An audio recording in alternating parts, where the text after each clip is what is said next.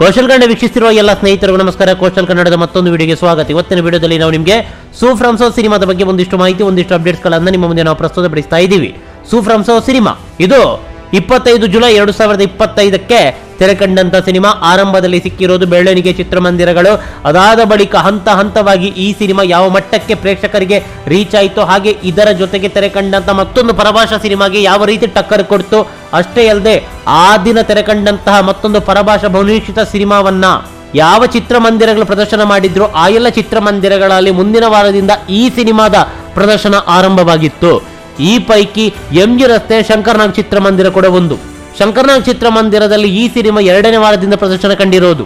ಇದಾದ ಬಳಿಕ ಕಳೆದ ವಾರದವರೆಗೂ ಕೂಡ ಈ ಸಿನಿಮಾ ಭರ್ಜರಿಯಾಗಿ ಪ್ರದರ್ಶನವನ್ನ ಕಂಡಿತ್ತು. ಕಳೆದ ಗುರುವಾರ 2 ಬಹುನಿರೀಕ್ಷಿತ ಸಿನಿಮಾಗಳು ತೆರೆ ಕಂಡಿತ್ತು, ಒಂದು ಕೂಲಿ ಮತ್ತೊಂದು ವಾರ ಸಿನಿಮಾ. ಹೀಗಾಗಿ ಸೂ ಫ್ರಮ್ ಸೋ ಸಿನಿಮಾಗೆ ಬ್ರೇಕ್ ಹಾಕಲಾಗಿತ್ತು. ತಾತ್ಕಾಲಿಕವಾಗಿ ಹಾಕಿದ್ರು ಅಥವಾ ಆ ಸಿನಿಮಾಗಳ ಪರಭಾಷಾ ಸಿನಿಮಾಗಳ ಮೇಲಿನ ಅತಿಯಾದ ವ್ಯಾಮೋಹದಿಂದಾಗಿಯೋ ಅಥವಾ ಆ ಸಿನಿಮಾ ನಮ್ಮ ಚಿತ್ರಮಂದಿರದಲ್ಲಿ ಪ್ರದರ್ಶನ ಕಂಡಾದ ಏನೋ ಒಂದು ಸ್ಟ್ಯಾಂಡರ್ಡ್ ಅಂತ ಹೇಳಿಯೋ ಗೊತ್ತಿಲ್ಲ. ಒಟ್ಟಾರೆಯಾಗಿ ಸೂ ಫ್ರಮ್ ಸೋ ಸಿನಿಮಾ ಭರ್ಜರಿಯಾಗಿ ಪ್ರದರ್ಶನ ಕಂಡಿದ್ರು ಕೂಡ ಬ್ರೇಕ್ ಮಾಡಿದ್ರು, ದುರಾಸೆ ಅಂತಲೇ ಹೇಳ್ಬೋದು. ಆದರೆ ಈ ವಾರದ ಪರಿಸ್ಥಿತಿ ಯಾವ ರೀತಿ ಇದೆ ಅಂತ ಕೇಳಿದ್ರೆ, ರಾಜಧಾನಿ ಬೆಂಗಳೂರಿನ MG ರಸ್ತೆಯಲ್ಲಿರುವಂತಹ ಸ್ವಾಗ ಶಂಕರ್ನಾಗ್ ಚಿತ್ರಮಂದಿರದಲ್ಲಿ ನಾಳೆಯಿಂದ ಸೂ ಫ್ರಮ್ ಸೋ ಸಿನಿಮಾ ಮತ್ತೆ ಪ್ರದರ್ಶನವನ್ನ ಕಾಣಲಿದೆ. ಸಂಜೆ 4:10 ಪ್ರದರ್ಶನ. ಪರಭಾಷಾ ಸಿನಿಮಾ ಒಳ್ಳೆ ಕಲೆಕ್ಷನ್ ಆಗುತ್ತೆ ಅಂತ ಹೇಳಿ ಸೂ ಫ್ರಮ್ ಸೋ ಸಿನಿಮಾಗೆ ಬ್ರೇಕ್ ಕೊಟ್ಟು ಕೂಲಿ ಹಾಗೆ ವಾರ್ ಸಿನಿಮಾವನ್ನ ಪ್ರದರ್ಶನ ಮಾಡಿದ್ರು. ಆದ್ರೆ ಈ ವಾರ ಕೂಲಿ ಸಿನಿಮಾಗೆ ಸಿಕ್ಕಿರೋದು ಕೇವಲ 2 ಪ್ರದರ್ಶನ. ಸಿಕ್ಕಿರೋದಲ್ಲ, ಪಡ್ಕೊಂಡಿರೋದು. ಯಾಕೆ ಹೇಳಿ ಪಡ್ಕೊಂಡಿರೋದು ಅಂತ ಯಾಕೆ ಹೇಳ್ತೀವಿ ಅಂತ ಹೇಳಿದ್ರೆ, ಪ್ರೇಕ್ಷಕರು ಚಿತ್ರಮಂದಿರಕ್ಕೆ ಜಮಾಯಿಸಿ ಬರ್ತಾ ಇದ್ರೆ ಎಲ್ಲ ಪ್ರದರ್ಶನ ಆ ಸಿನಿಮಾ ಕೊಡ್ತಾ ಇದ್ರು, ಪ್ರೇಕ್ಷಕರು ಇಲ್ಲ. ಏನ್ ಮಾಡೋದು? ರಜನಿಕಾಂತ್ ಅವರ ಸಿನಿಮಾ 2ನೇ ವಾರಕ್ಕೆ ಕಾಲಿಡ್ತಾ ಇರೋದು. ಇಲ್ಲಿ ಸೂ ಫ್ರಮ್ ಸೋ ಸಿನಿಮಾ ಯಾರಂತಲೇ ಗೊತ್ತಿಲ್ಲ. ಹೊಸಬರ ಸಿನಿಮಾ, ಕರಾವಳಿಯ ಪ್ರೇಕ್ಷಕರಿಗೆ ಬಿಟ್ರೆ ಮತ್ತೆ ಯಾರಿಗೂ ಕೂಡ ಗೊತ್ತೇ ಇಲ್ಲ. ಹೀರೋ ಇಲ್ಲ, ಹೊಸ ಡೈರೆಕ್ಟರು, ಏನು ಅಂದ್ರೆ ಏನೂ ಇಲ್ಲ, ಝೀರೋ ಅಂತಲೇ ಹೇಳ್ಬೋದು.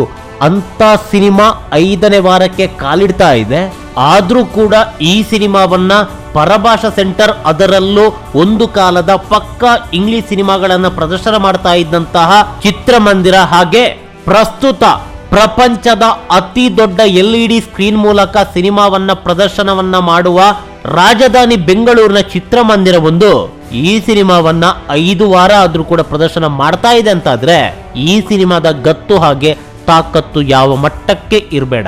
ಈ ಸಿನಿಮಾ ಕೇವಲ ಶಂಕರ್ನಾಗ್ ಮಾತ್ರವಲ್ಲ, ಎಲ್ಲೆಲ್ಲ ತೆರೆ ಕಂಡಿದ್ದು ಎಲ್ಲಾ ಕಡೆಗಳಲ್ಲೂ ಕೂಡ ಪರಭಾಷಾ ಸಿನಿಮಾಗಳಿಗೂ, ಅದರಲ್ಲೂ ಪರಭಾಷೆಯ ಸ್ಟಾರ್ ನಟರ ಸಿನಿಮಾಗಳಿಗೆ ಕೌಂಟರ್ ಕೊಡ್ತಾ ಇದ್ದಂತಾದ್ರೆ ಪ್ರೇಕ್ಷಕರು ಈ ಸಿನಿಮಾವನ್ನ ಯಾವ ಮಟ್ಟಕ್ಕೆ ಗೆಲ್ಲಿಸಿರಬೇಡ.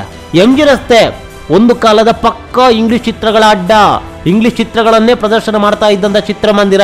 ಹಿಂದೆ ಶಂಕರ್ನಾಗ್ ಅಂತ ಹೆಸರು ಇರಲಿಲ್ಲ, ಬದಲಾಗಿ ಸಿಂಫೋನಿ ಅಂತ ಚಿತ್ರಮಂದಿರ ಅಂತ ಇತ್ತು. ಹಾಗಂತ ನಾವು ಚಿತ್ರಮಂದಿರದವರ ಬಗ್ಗೆ ದೂರ್ತಾ ಇಲ್ಲ. ಪಾಪ ಅವರಾದ್ರೂ ಏನ್ ಮಾಡ್ತಾರೆ, ಸಿನಿಮಾಗಳು ನಮ್ಮಲ್ಲೂ ಕೂಡ ಬರ್ತಾ ಇಲ್ವಲ್ಲ, ಒಂದಿಷ್ಟು ಕಾಸಾಗ್ಲಿ ಅಂತ ಅವರು ಕೂಡ ಮಾಡ್ತಾರೆ, ತಪ್ಪಲ್ಲ.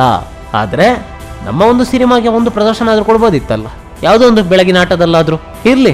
ಇದ್ರ ಜೊತೆಗೆ ನರಸಿಂಹ, ಮಹಾವತಾರ್ ನರಸಿಂಹ ಸಿನಿಮಾ ಕೂಡ ಪ್ರದರ್ಶನ ಕಾಣ್ತಾ ಇದೆ. ನಾಳೆಯಿಂದ ಕಾಣ್ತಾ ಇದೆ ಅಂತಲ್ಲ, ಕಂಟಿನ್ಯೂ ಆಗ್ತಾ ಇದೆ ಅಷ್ಟೇ. ಕಳೆದ ವಾರ ಅಲ್ಲ, ಅದ್ರ ಹಿಂದಿನ ವಾರ ಕೂಡ ಇಲ್ಲಿ ಈ ಚಿತ್ರಮಂದಿರ ಪ್ರದರ್ಶನ ಕಂಡಿತ್ತು. ಕಳೆದ ವಾರ ಇಲ್ಲ ಅಷ್ಟೇ, ಈ ವಾರ ಮತ್ತೆ ಪ್ರದರ್ಶನ. ಅದೇನೇ ಇರ್ಲಿ, ನಮ್ಮ ಕನ್ನಡದ ಪ್ರತಿ ಸಿನಿಮಾಗಳು ಕೂಡ ಇದೇ ರೀತಿ ಒಂದರಿಂದೊಂದರಂತೆ ಅಬ್ಬರಿಸಬೇಕು. ಎಲ್ಲಾ ಸಿನಿಮಾಗಳು ಸೂ ಫ್ರಮ್ ಸೋ ಆಗೋಕ್ಕೆ ಸಾಧ್ಯ ಇಲ್ಲ. 2 ತಿಂಗಳಿಗೊಂದೋ 3 ತಿಂಗಳಿಗೊಂದೋ ಸಿನಿಮಾಗಳು ಸೂ ಫ್ರಮ್ ಸೋ ಸಿನಿಮಾದ ರೀತಿಯಲ್ಲಿ ಅಬ್ಬರಿಸಲಿ ಅನ್ನೋದೇ ನಮ್ಮ ಆಶಯ. ನಮಸ್ಕಾರ.